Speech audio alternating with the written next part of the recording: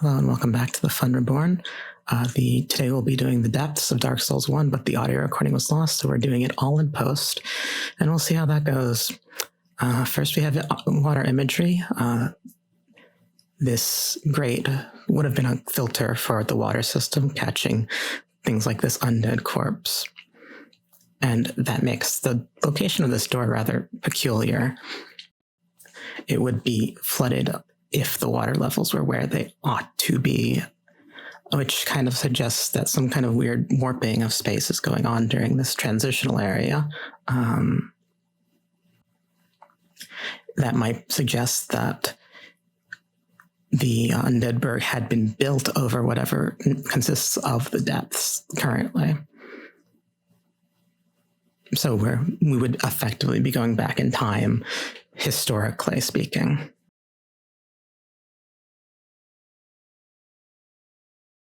We start off with some fun ambushes. Pretty simple. Here we have one of the most comedic ambush foreshadowings in the entire series. Right over there is the butcher. How did they get there? Who knows? How is that holding up? Like, is it wood or is it stone? I can't tell, but it's a pretty funny moment.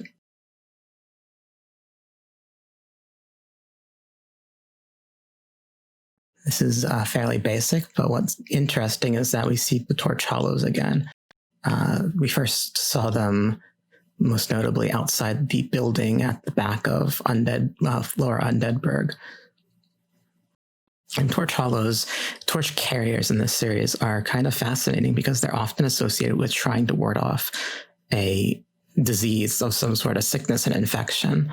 This is most prominent in the Silver Beasts in Bloodborne's Nightmare Frontier and Nightmare of Mensis, but you actually use the torch to offset your infection or your infestation in Dark Souls 3 near the Cathedral of the Deep. So it's more of a running theme than you might initially expect.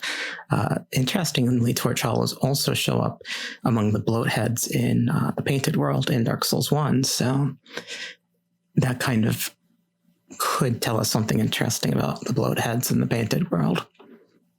We have dogs. This is a repeat of the enemy we saw previously with the Capra Demon fighting outside the Capra Demon's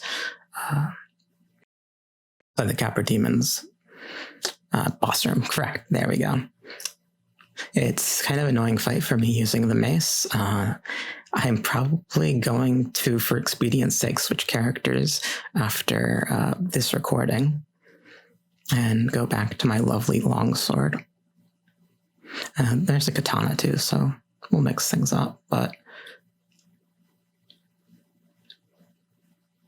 yeah, the mace is not a comfortable weapon for me, and I already have some of the recording done because I was doing the learning run, but the learning run was good enough, so saves time and gets me to the part that I actually care about.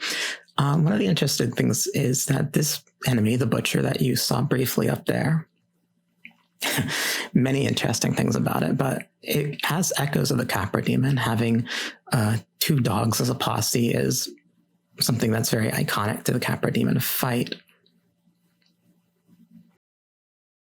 But the fighting style of the two is also quite similar. The dual wielding rather recklessly axes or cleavers. It could be, said that perhaps the butchers are the precursor to the Capra Demon before the demon spread emerged in Izalith. Behind the keeper or the butcher here, we have a thing that looks like the Estus soup from Dark Souls 1 or Dark Souls 3, most memorably with Sigurd and Irithyll when he offers it to you. And this is one of the very few locations in the game that have a distinct reference to food. The butcher is clearly carving up meats on the table. And that's incredibly rare. No one in these games eats in a very traditional sense, and most of the references we see are cannibalistic, which certainly doesn't suggest that this is not cannibalistic, but the butcher as a work person, the butchers are actually canonically female, as a work person is another example of people using improvised tools in these games to fight war. Like, for instance, the scythe that we see all the time is not, strictly speaking, a military weapon. It's more closer to either a symbolic choice or an improvised weapon by, perhaps a former farming civilization who suddenly pushed into having to fight for themselves. Here we get more of a long-term close-up of the meats. And there's an interesting sort of ecology around the butchers and the meat. What the butchers are using the meat for is never entirely clear. And I'm trying to wait until we get to the next section. I hypothetically cut this, but I do not really have the time to spend too much on this. I want to be moving on to the next set because the next set starts to introduce some of the really interesting things. But what I do want, what was incredibly important for this area for me is the idea of hunger. It is something that shows up multiple times in a very subtle way, but repeatedly, and that kind of suggests that it's important, even if a lot of attention is not directly being paid to it. Aside from that, the other thing we can think about the butcher is what it might say about the capra demon. As I've mentioned in the write-up for Lower Undeadburg, the capra demon's weapon, this is the demon's great machete, I believe. That weapon is described as being made of cast iron, and cast iron is not a good material or not a good method to make weaponry. It's too brittle, and that hypothetically would be another example of improvised weaponry of someone who's a standard cook or hunter needing to actually protect themselves. We have the ambush from before. It's not super effective, but it is kind of annoying fighting the butcher in this area. And over there, we saw the butcher use its overhead slam. It's a very iconic move. It gets repeated later in other games, but I believe it will break shields if you try to block it, which is interesting because the capra demon has a similar overhead attack that will bypass shields. So as you can see, one of the butcher's cleavers seems to have a hook at the end. And that's the other interesting thing about the demon's great machetes. They're described as hooked, which I do not know of being a military advantage, but it is something that one could use for field dressing, suggesting that the capra demon is not like a soldier so much as like a hunter-gatherer that somehow got into the depths. Here we get our pyromancer buddy. I forget the name. Maybe he says it.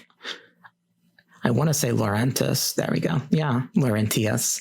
I was like in my head, not sure whether this was Laurentius or Cornix from Dark Souls 3, which name was which, but he doesn't say a lot right now. It is kind of interesting that you find him in a barrel, which suggests that the butchers are cannibals, and this is where they get their source meat from. And he was one of the other interesting things about, no, I'll leave that off. Well, those small doors are either way too small for you or windows, potentially both. The idea that this is an area that is a sewer for a smaller race is intriguing to me. I think these games certainly screw around with your perception of size in multiple ways, most, prominently on Orlando that we see later, but it happens in other games in other instances as well. Dark Souls, Bloodborne does it subtly, but actually pretty effectively. And we have the butcher basically having an awful shoot, the dumping place for all of the meat that it doesn't really make much of a use of. And again, it's implied that the meat is definitely human or human-like. we have this area with a giant rat. The interesting thing about it is that its setup is kind of similar to the asylum demon, which may not mean anything, but them trying to encourage you to use a plunging attack again is an interesting repetition of game mechanics. Here, I struggle to use spells because spells are for cheaters. I don't have much spellcasting experience in these games. I would rather, use just pure melee and do the dance. Spells tend to bypass that and when they are effective. And I also don't like having to manage limited resources. That being said, Estus flasks are one of the best innovations this series has made. It's always very frustrating when you have healing items that you can just spam indefinitely because the method for spamming them becomes kind of part of the skill check, and it's really sort of, it takes you out of the moment.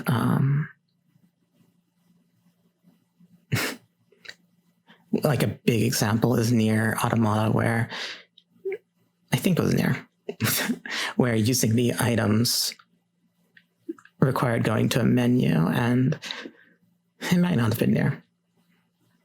But going to a menu mid-combat to use a healing item is just, it takes you out of the moment, and it also becomes like a farming check rather than any kind of a true skill check. It leads to like paranoia about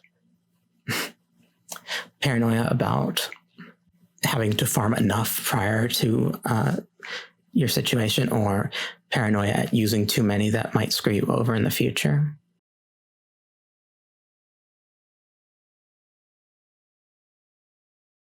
So this is going to be frustrating to watch, but this area is actually extremely reminiscent of a sewer section in Dark Souls 3 in the Profaned Capital. I was talking pretty intensely there, didn't intend to go down at this point, and then also got distracted. So this is going to be, nice, like I said, really frustrating to watch. The practice run went so much smoother. The basilisks are an interesting enemy.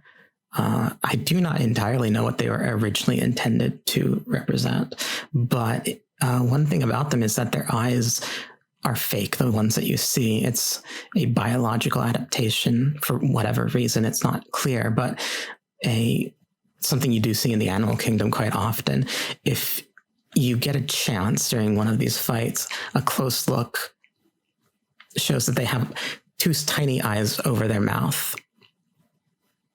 Anyway, here's the Ring of the Evil Eye. It kind of tells us a little bit about the backstory of Astora, which you could say then sort of associates whatever it is with Aldrich, who is known to be the one who was devouring all the children of Astoria.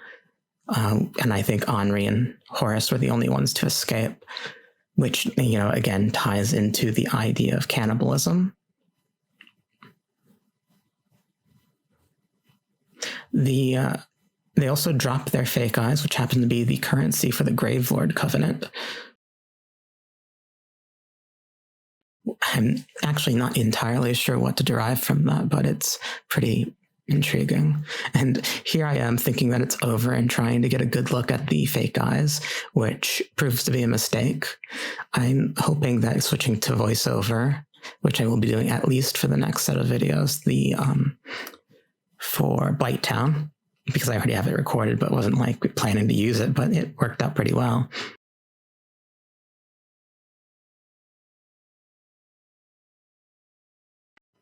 I'm hoping that, I can actually focus on the playing and not, get distracted by wanting to talk too much about the games. That's proven to be one of my biggest challenges during this unexpectedly, and this was a huge mistake.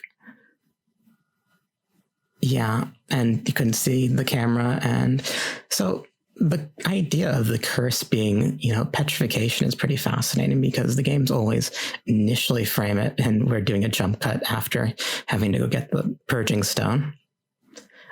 The curse is really punishing, and I can't imagine how bad it was for a lot of the newer players when the game was fresh out, getting cursed and not knowing what to do about it if you weren't, strictly speaking, paying attention to like Oswald's inventory.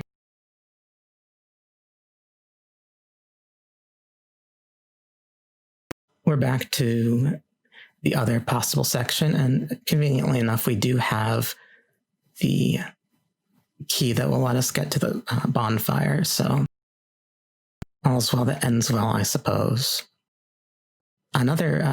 So I mentioned Aldrich as being somehow tied to this area, and I also mentioned the doors being really small here, and try to get a highlight of it right in this section.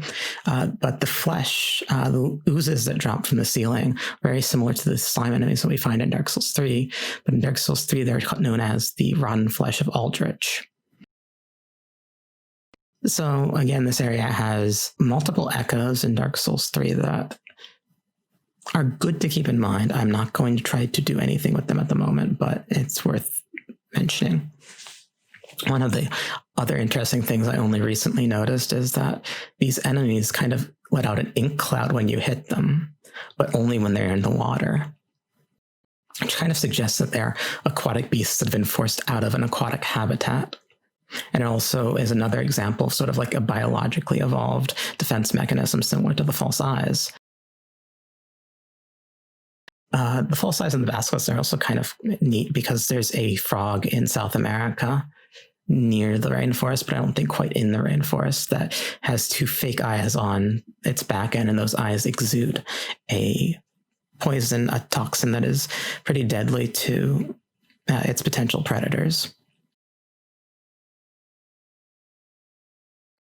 Moving back to the basilisks, what's kind of intriguing is that they look carnivorous. Their teeth are distinctly incisor-like, which is funny because their defense mechanism turns things to stone, which would be sort of impractical for those teeth, I would imagine. But it's possible that the stone is more crystalline and therefore brittle. Is the petrification a defense mechanism, or is it part of its predatory system?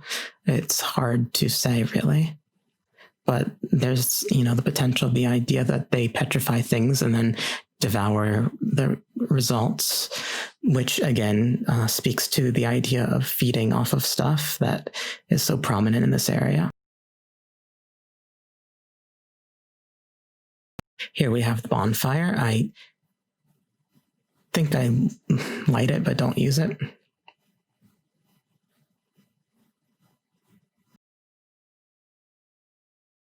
No reason to have a refill at this point, and not having to deal with a couple of the enemies I already killed was kind of convenient.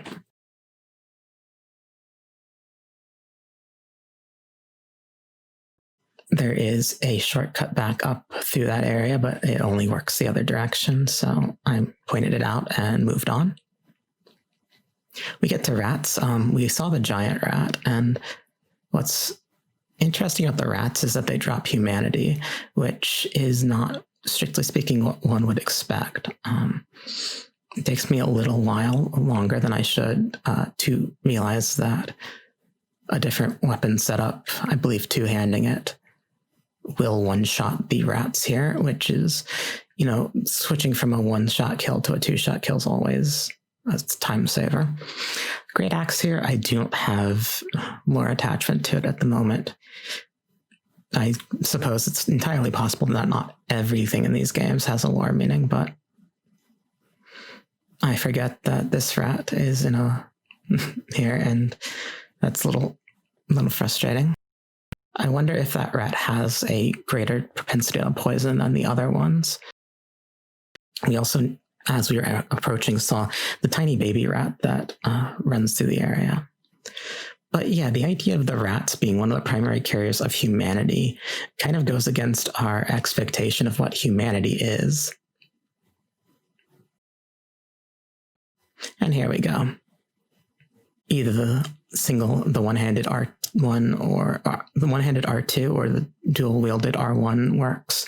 And if you're not afraid of taking that shield off, then the dual wield is probably the fastest, and most certainly the fastest option. We're back at the sewer stretch that looks very much like the one in the Profaned Capital, which is kind of interesting because up ahead we enter our preview of the boss area, and along the wall, the crack in the wall is also reminiscent of one of the most prominent features of the Profaned Capital.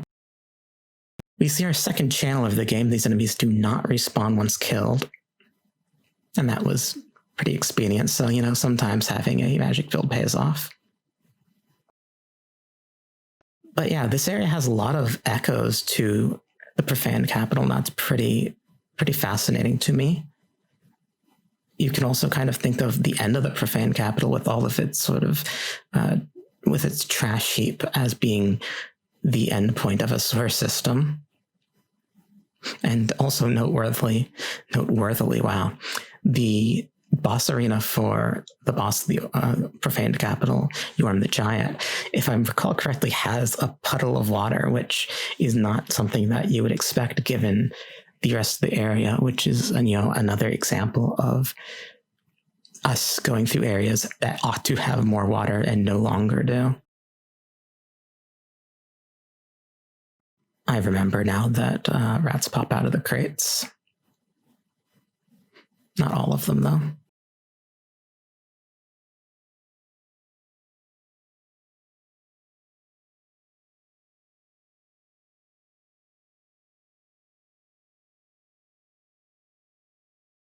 We see some waterfall imagery, some of the first instances of waterfall imagery in Dark Souls 1, given the sort of standard area progression.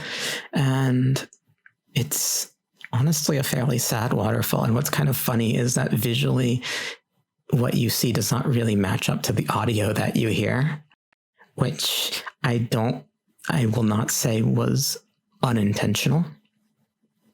I think sometimes they leave in bizarre moments like that. One of the most famous and prominent ones is the entry to the Old Iron Keep in Dark Souls 2. They leave in things that don't work as the way we expect them to as part of the mystery. They actually describe the Old Iron Keep as being something that is meant to suggest to the player the possibility that the world is not quite what it seems. I don't have the quote exactly in front of me, but you can dig it up in the Dark Souls 2 Design Works interview.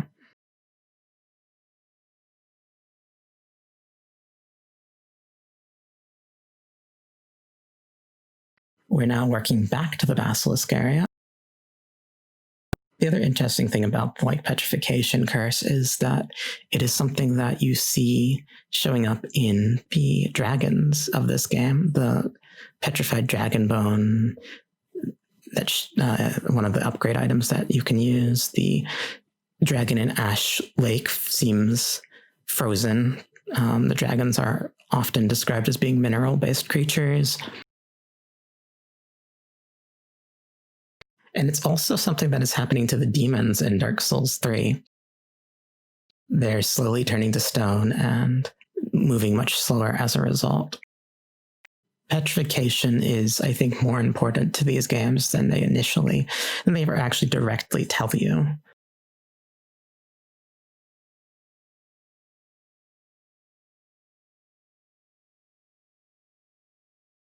And here I think I'm using what is probably the safest entrance to the Basilisk area, and remembering that I want to actually move into the Basilisk area. This was probably entirely unnecessary. It is nice that heals in this game allow you to not spend time or spend Estus Flask resources, especially in the early part when you don't have kindled fires. Having 10 Estus to work through in areas, and plus your heals, is a more convenient way to learn than just having 5. Faith is not the worst thing in the world, especially for a person who's learning the game. I don't know that I would recommend doing the immediate 25 faith build. I am not super fond of it. Here I'm trying to get the image of the basilisk mouth again, and it's just not working. But we do later see them open their mouths during jumping attacks. And I'm trying to do something here, and this rat just rudely interrupts.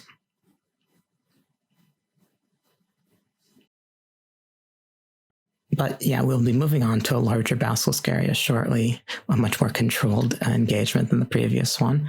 And you can sometimes see during their jumps, yes, the dark beast which assaulted Astora. I have a couple associations with it. Calamite has that weird third eye. As I mentioned, Aldrich is described as someone who was preying on the orphans of Astora. And eyes are certainly, I believe, a thing that shows up. He gives them out, if I recall correctly, to his beast-turning servants. But it also kind of looks like an inversion of the humanity graphic. And if you look at the soul that Gale drops at the end of Dark Souls 3 DLC, it has some interesting visual similarities as well. Gale as the one that assaulted Astora and effectively devoured all of its inhabitants is an interesting story. And if you don't even want to apply it to Astora, then it could be a repetition of the same history with different actors.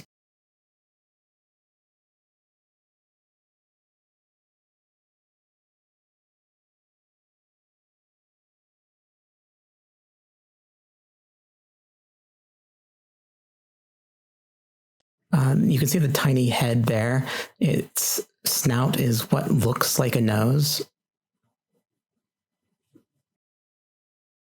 They put a lot of thought into many of the enemy designs in this game, especially into having sort of like an evolutionary explanation for why they exist the way they do, which is a pretty cool feature, and I think part of what sets these games apart from most standard fare. Fair, not a fair. I think I will probably be quiet a little bit for the next section, just to focus on being able to see those faces.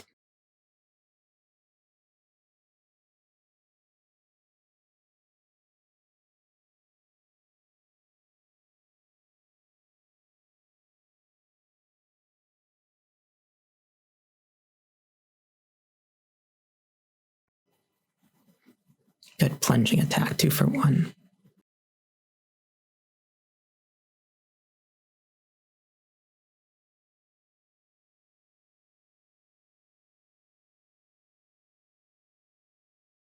I probably ought to be doing this with two-handeds so that I could get one-shot kills. Also, finally remember that at this point, I think now that most of them, if not all of them, are dead.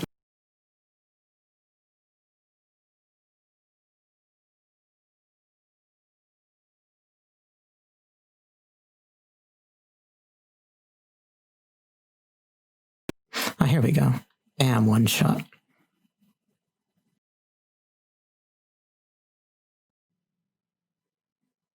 I forgot that once you get cursed, you have a remnant of that particular life.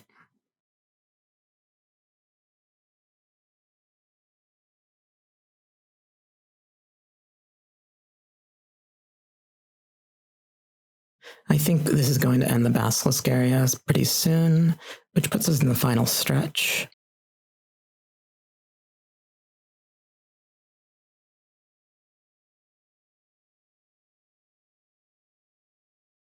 One detail that I found noteworthy that I hadn't noticed previously, and it might be coming up shortly, is that some of the gates in this area are clearly broken into by something that is strong enough to just break the metal casing, well, the bars. Like, there's no casing.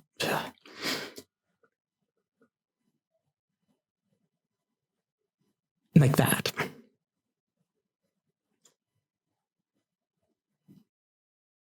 It's interesting. I say interesting way too much, but there are so many interesting things, so I can't help it. it gives you the question of what was it that was powerful enough to break in, and if we're willing to accept the idea that our travel here is not, strictly speaking, linear either in time or space, you could think of the gaping dragon as a large creature who wasn't an original inhabitant of this area but broke in to survive.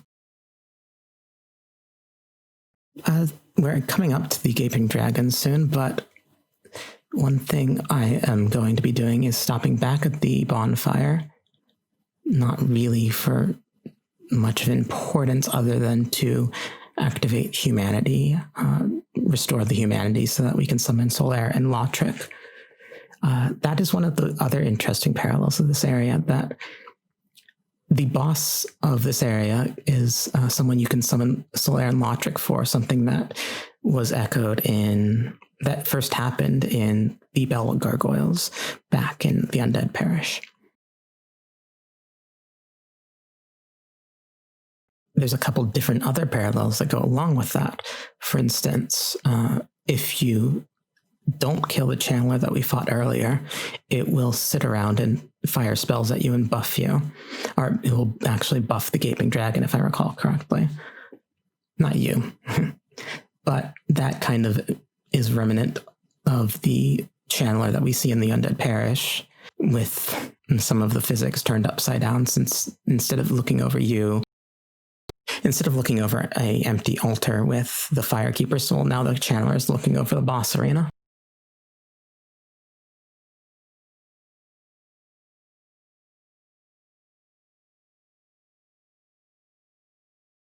And the final parallel between those two bosses is that they both drop twin humanities, which are not a super common item, and I believe have a distinct story significance, because from an item perspective, they don't do much that's all that useful, especially for how rare they are.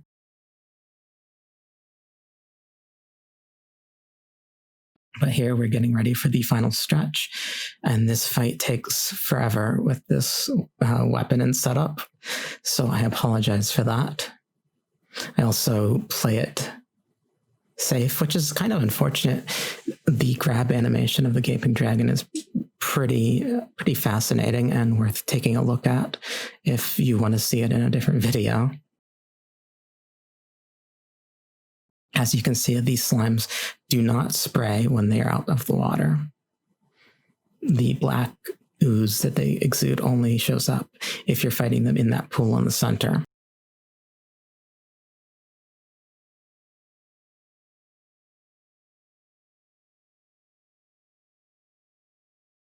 I believe that I'm clearing them so that I can talk about the upcoming merchant without being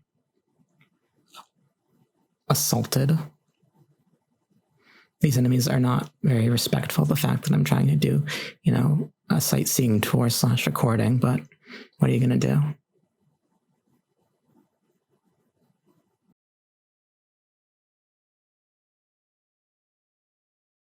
We do upcoming have another image of broken gates, suggesting that whatever came here came from the Blight Town that we will eventually get into. And the existence of so many wheels here is peculiar to me. I and the people I was playing with recently associate with carriage wheels. It could also be like the systems that you use for the water wheels that we see in the future.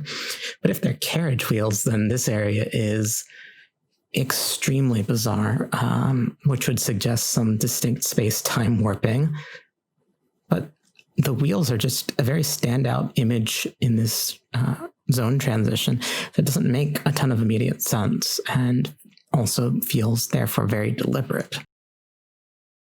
I unfortunately don't have a lot of interesting things to say about this NPC other than you can't hear it because the recording didn't quite work. But the voice of the NPC has a very distinct Irish Gaelic kind of accent to it, and that sort of Celtic mythological background is a big influence on this series in ways that aren't always immediately obvious, but this is one of the hints.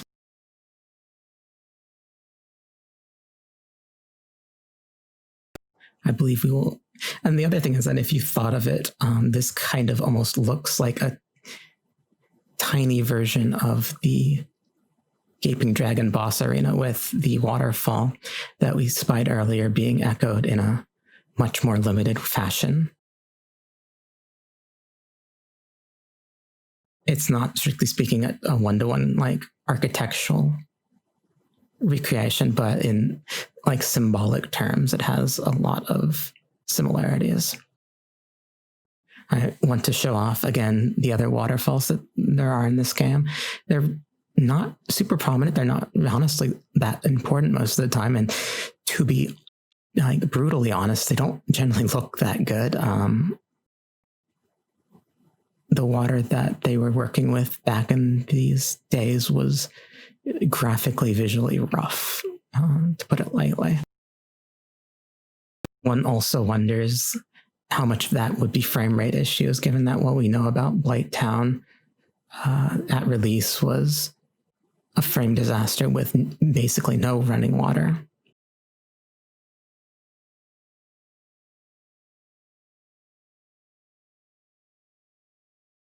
Here's a better view of that crack that is similar to the one that you see in the Profaned Capital. It's kind of an interesting feature that now that we're at the lowest part of the depths, we're still able to see what appears to be the outside world, the light from above.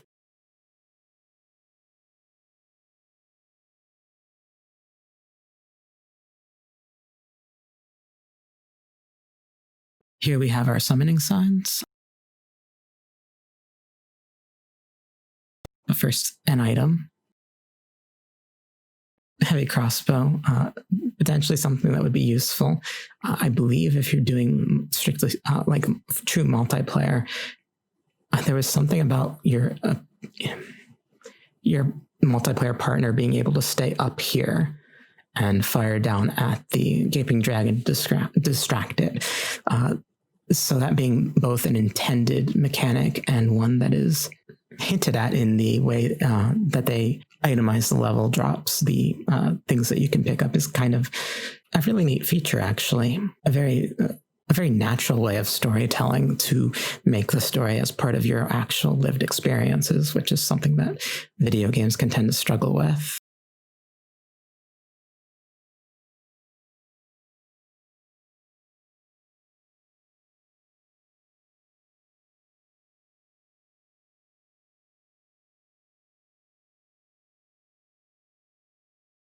And here we have the Gaping Dragon intro. Again, we have what will be a feature that is tiny, almost kind of looks like the basilisk heads being a small piece to a much larger being. One of the most fascinating things about this design is how iridescent it is. And there's aspects of it that look kind of distinctly insectoid, but also maybe the wings and the shine sometimes almost look like fairies.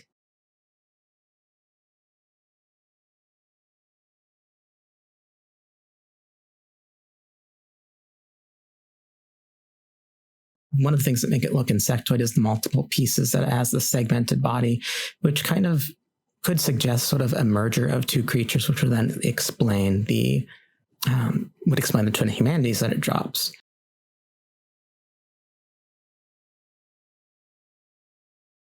In the context of, Bloodborne's emphasis on birthing, it's worth pointing out that ribcage mouth kind of depicts the idea of the vagina dentata. I am not guaranteeing that to be intentional, but it's most certainly something that would not surprise me. And the final segment of this creature almost looks pregnant.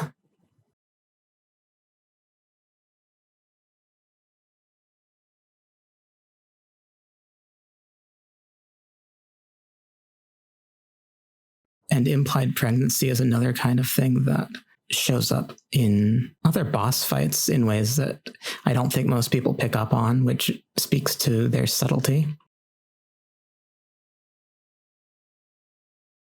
So while we sit through this incredibly long fight where Lotric, jobs out so quickly, I'm gonna talk about what they described, how they described the Gaping Dragon in the DesignWorks interview that they did.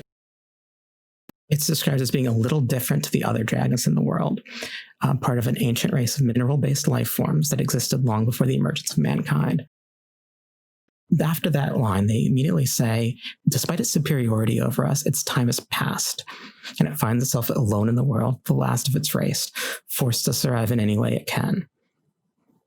A couple things in that is that it's described as initially, presumably prior to its current state, being superior. And when they make value judgments that are that unambiguous, it's often worth paying attention to.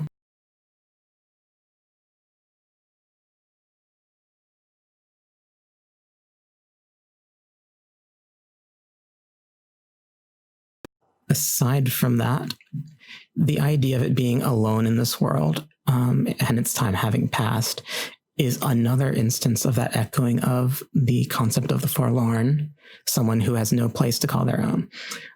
The enemy, the Gaping Dragon right there, exuded a ooze that will damage your armor and weapons, which can make this fight take forever because a weapon that has been sufficiently damaged does less DPS, less damage per hit. And I think the mace eventually gets to that point during this fight, despite me not entering the ooze, which maybe I should have remembered to repair at the bonfire, but oops.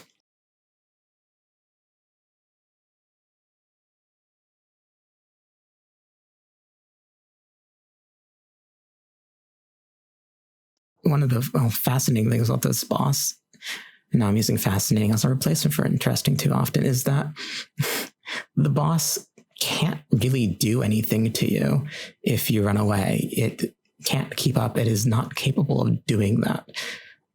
So it switches to this other mode, but this other mode is pretty incompetent in terms of combat. It only has a forward charge that is easily sidestepped.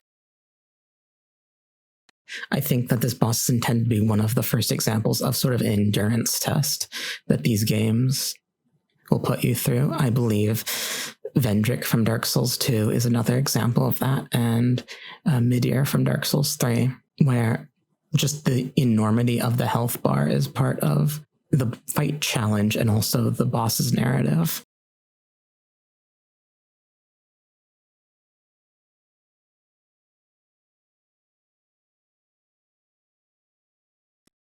This fight goes on for another 6 minutes, I think. And I'm not going to cut it, I guess, if someone wants to stick around and watch it, but I will not certainly hold it against you if you don't. But that being said, back to the DesignWorks interview. It's described as what triggered its change is the emergence of life that corrupted it, which I assume would mean life other than its own. And it was warped by emotion and desire. But that could be an example of its emotion and desire is the fact that it's pregnant and it's desperately trying to survive long enough for that child to be birthed. I would imagine in egg form. But, never assume too much about the anatomy of a creature you don't really know in these games.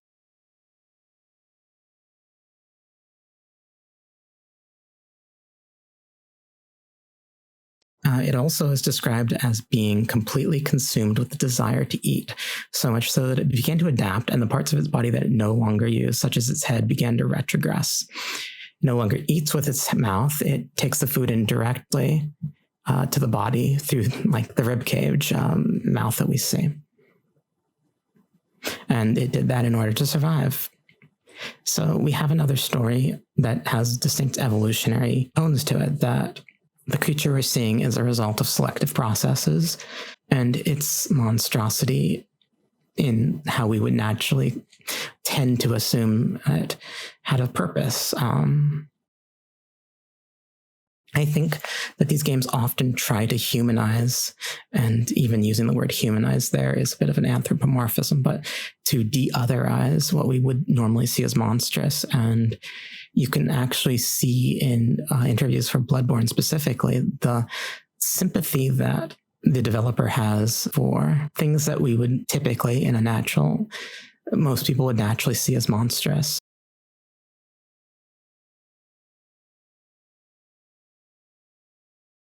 But learning to see value in what is not immediately aesthetically pleasing is one of the more subtle messages that these games present.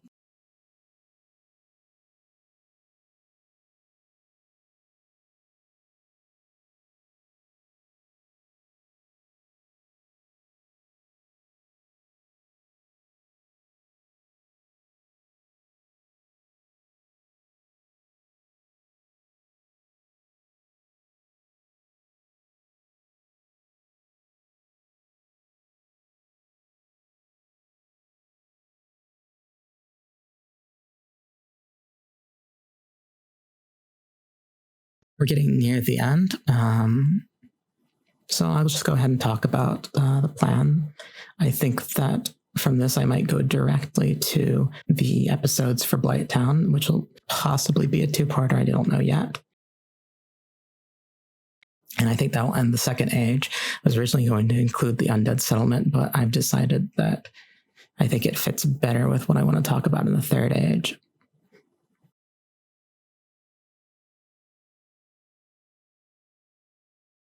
The gaping dragon is actually kind of the focus of the second age, the hunger it represents. Because when you think about it, like in Bloodborne, the boss we fight in Old Yarnum, the blood-starved beast, or the bloodthirsty beast, I believe is the Japanese translation. Both starving and thirst have a similar connotation to what we hear in how they describe the gaping dragon. A sense of hunger, a sense of needing to consume something to survive. Not only that, but we have the butcher that I've talked about at length and what it might imply about the capra demon as being other examples of like just consuming to survive, of being, 100% obsessed with trying to find any source of food in a decaying world.